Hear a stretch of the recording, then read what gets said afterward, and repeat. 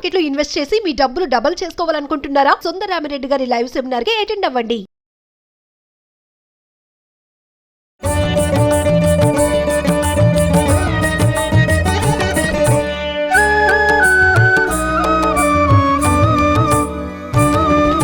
నమస్కారం అమ్మా. నమస్తే తల్లి. అమ్మ, నవరాత్రుల్లో ప్రతిరోజు యొక్క ప్రాముఖ్యత గురించి, ఆ రోజు అవతారం యొక్క విశిష్టత గురించి మాకు తెలియజేస్తూ వస్తున్నారు. ఈ రోజు రెండో రోజు గాయత్రీ దేవి. గాయత్రి అంటేనే వేదమాత గాయత్రి అంటూ ఉంటారు. మరి దీని గురించి అమ్మవారి ఆవిర్భావం ఎలా జరిగిందన్న విషయాలు, ఆ కథ తెలుసుకోవాలనుకుంటున్నాం అమ్మా. ఓం శ్రీ గురుభ్యో నమః. శ్రీ మహాగణాధిపతయే నమః. శ్రీమాత్రే నమః. ముక్తా విద్రుమహేమనీలధవళఛాయై ముఖైస్తీక్ష్ణైః యుక్తాం ఇందు నిబద్ధరత్నమకుటాం తత్వార్ధవర్ణాత్మికాం గాయత్రీం వరదాభయాంకుశగసా శుభ్రం కపాలం గదాం శంఖం చక్రమథారవిందయుగళాం హస్తైర్వహంతీం భజే. ధ్యేయః సదా సవితృమండలమధ్యవర్తి నారాయణ సరసిజాసన సన్నివిష్టః కేయూరవాన్ మకరకుండలవాన్ కిరీటీ హారీ హిరణ్మయ వపుర్ధృత శంఖచక్రః. ఇది నిత్యం సంధ్యోపాసన చేసేటటువంటి వారందరూ సంధ్యావందనంలో గాయత్రీదేవిని ఉద్దేశించి చెప్పేటటువంటి స్తోత్రం. గాయత్రి మంత్రం కాకుండా ఒక స్తోత్రం కూడా సెపరేట్ గా ఉందన్నమాట. ఉంది కదా. ఇది ఈ స్తోత్రం చేసే ఉపాసన చేస్తారు గాయత్రి మంత్రాన్ని. గాయత్రి మంత్రం ఏదైనా ఒక మంత్రాన్ని ఉపాసన చేయడానికన్నా ముందు స్తోత్రం చేయాలి, దైవాన్ని ఆవాహన చేయాలి.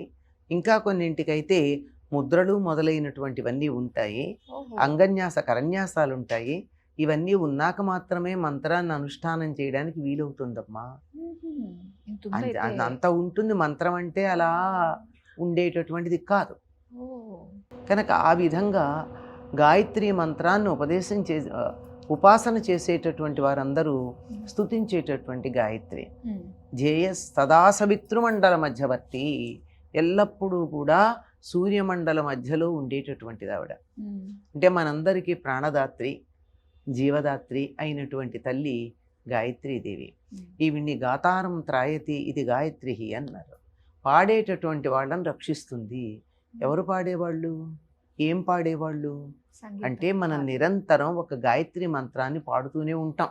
మనకి తెలియదు, ఉచ్ఛ్వాస నిశ్వాసాల రూపంలో పాడుతూ ఉంటాం. అందులో ఉంటుంది. అలా నిరంతరం అలా ఉండి ఆ ఉచ్ఛ్వాస నిశ్వాసాలలో ఉండే ఓంకారాన్ని ఎవరైతే నిరంతరం ధ్యానం చేస్తూ ఉంటారో వాళ్ళని రక్షిస్తూ ఉంటుంది అని చెప్తారు. నగాయత్ర్య పరమం మంత్రం అని చెప్పబడింది. గాయత్రిని దాటి మించినటువంటి మంత్రం మరొకటి నమాతు పరదైవతం అని. తల్లిని మించిన దైవం కానీ, గాయత్రిని మించినటువంటి మంత్రం కానీ లేదు. అన్ని మంత్రాలలోకి ఉత్తమోత్తమైనటువంటిది, శ్రేష్టమైనటువంటిది గాయత్రి మంత్రం. ఈ గాయత్రి మంత్రంలో ప్రత్యేకంగా ఆ మంత్రం అయితే అది ఉంది. ఆ గాయత్రి మంత్రంలో ప్రత్యేకంగా ఒక దేవుడి పేరే ఉండదమ్మా. అన్ని బీజాక్షరాలన్నీ ఉంటాయి, 24 బీజాక్షరాలు ఉంటాయి. వాటితో పాటుగా చివరికి మా బుద్ధులను ప్రచోదన చేయు అని ఉంటుంది. ధియో యో న ప్రచోదయాత్ అంటే మా బుద్ధులు సరైనటువంటి మార్గంలో వెళ్ళేట్టుగా చూడమనే ఉంటుంది. ఇది ఒక దైవానికి, ఒక మతానికి, ఒక జాతికి సంబంధించిందని ఎలా చెప్తాం మనం? నన్ను సన్మార్గంలో ఉండేట్టు ప్రేరేపణ చేయమని చెప్పేటటువంటిది ప్రపంచం యావత్తు అంగీకరించవలసినటువంటి మాటే కదా. అవును. అటువంటిది గాయత్రి మంత్రానికి ఉండేటటువంటి అర్థం గనక తీసుకుంటే, ఏ బీజాక్షరాల దగ్గరికి వచ్చినట్టయితే ఆ మంత్రానికి సంబంధించి సమస్తమైనటువంటి దేవతలకు సంబంధించినవి అందులో ఉన్నాయి అని మనకి పెద్దలు చెప్పేటటువంటి మాట. అటువంటి గాయత్రి ముక్త విద్రుమ హేమ నీల ధవళఛాయై. ముక్త అంటే ముత్యం, విద్రుమ అంటే పగడం, హేమ బంగారం, నీలం, తర్వాత ధవళ తెలుపు. ఈ 5 రంగుల ముఖాలు కలిగి ఉంటుంది. 5 ముఖాలు ఉంటాయి గాయత్రీదేవికి. 5 ముఖాలతో పాటు 10 చేతులు ఉంటాయి. వాటిల్లో అనేకమైనటువంటి ఆయుధాలు ఉంటాయి.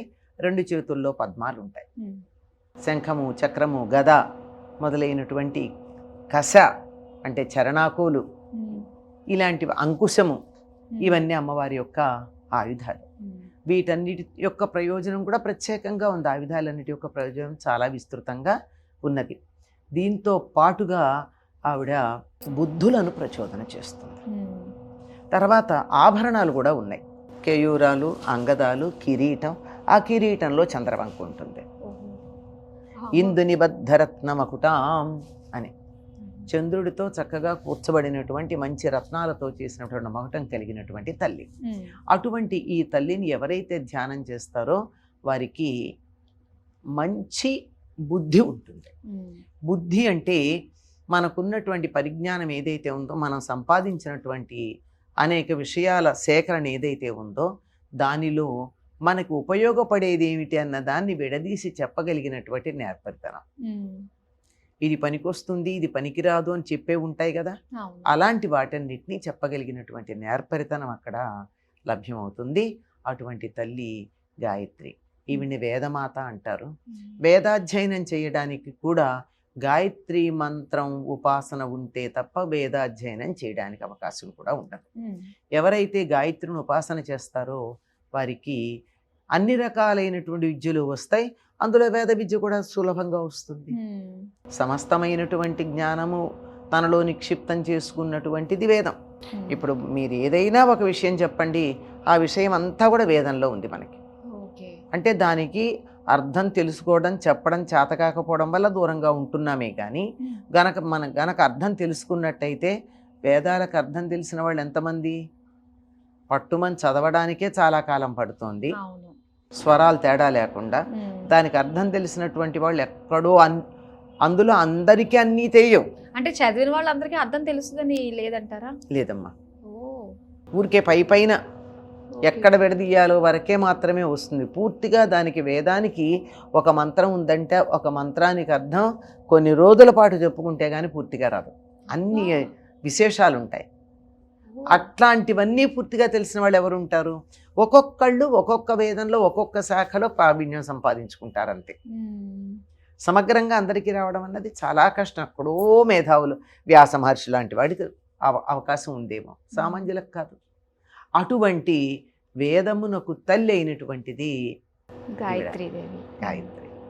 ఆ గాయత్రి మాత సావిత్రి, గాయత్రి, సరస్వతి అనే 3 రూపాల్లో ఉదయం, మధ్యాహ్నం, సాయంకాలం జీవులందరినీ అనుగ్రహిస్తూ ఉంటుంది.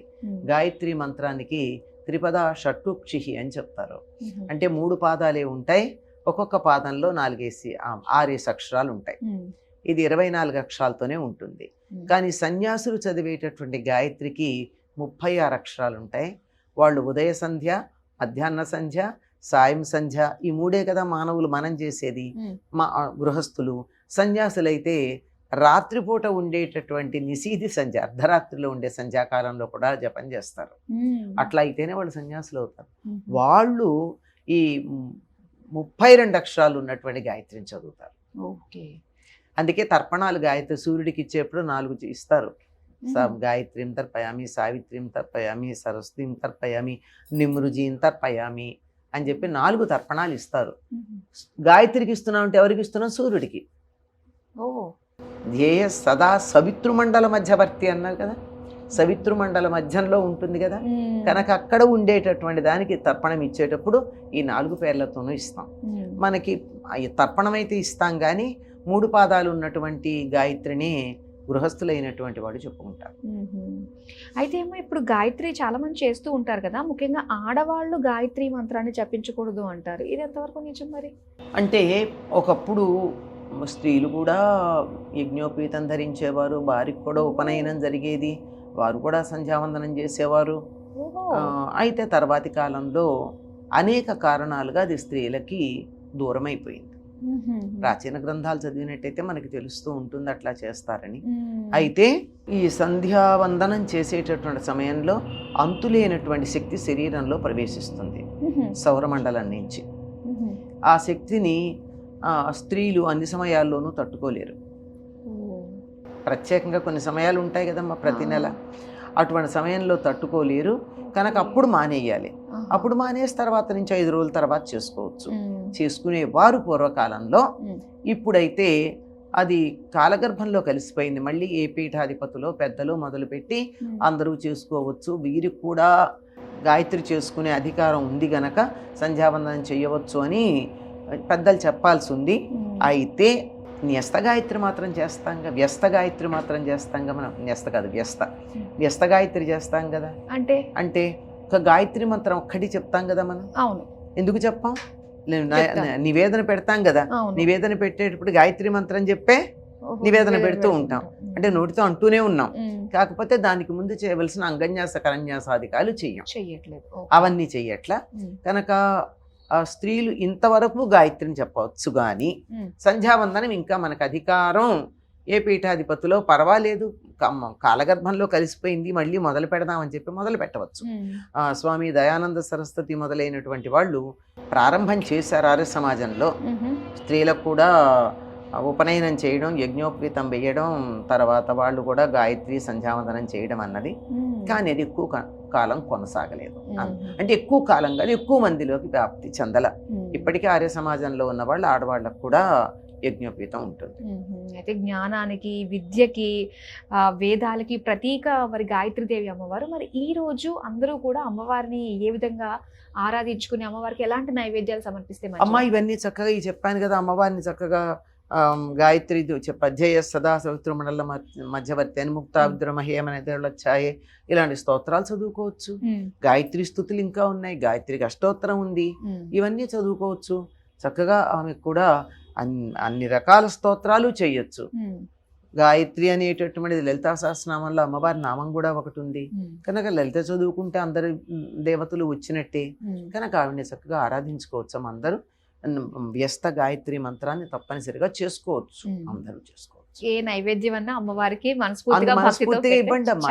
అన్ని నైవేద్యాలు మనకి లలితా సహస్రనామ సహస్రంలో ఇన్ని రకాల నైవేద్యాలు మొదలు పెట్టారమ్మా. అందులో చెప్తుంది ముద్గౌదనాసక్తి చిత్త, స్నిగ్ధోదన ప్రియ, పాయసాన్న ప్రియ, దధ్యోదన అని, గుడాన్న ప్రీతమానస, హరిద్రాన్నైకరసిగా, తర్వాత చెప్పేది సర్వోదన ప్రీత చిత్త. మరి అన్ని ఉన్నప్పుడు ఒకటే ఎలా పెడతాం? అవును, అన్నీ పెడదాం అంతే. చాలా సంతోషం అమ్మా. గాయత్రి మాత యొక్క ఆవిర్భావం గురించి ఎన్నో విషయాలు మాతో పంచుకున్నందుకు ధన్యవాదాలు. సర్వమంగళ మాంగళ్యే శివే సర్వార్థ సాధికే శరణ్యే త్రయంబకే గౌరీ నారాయణి నమోస్తుతే.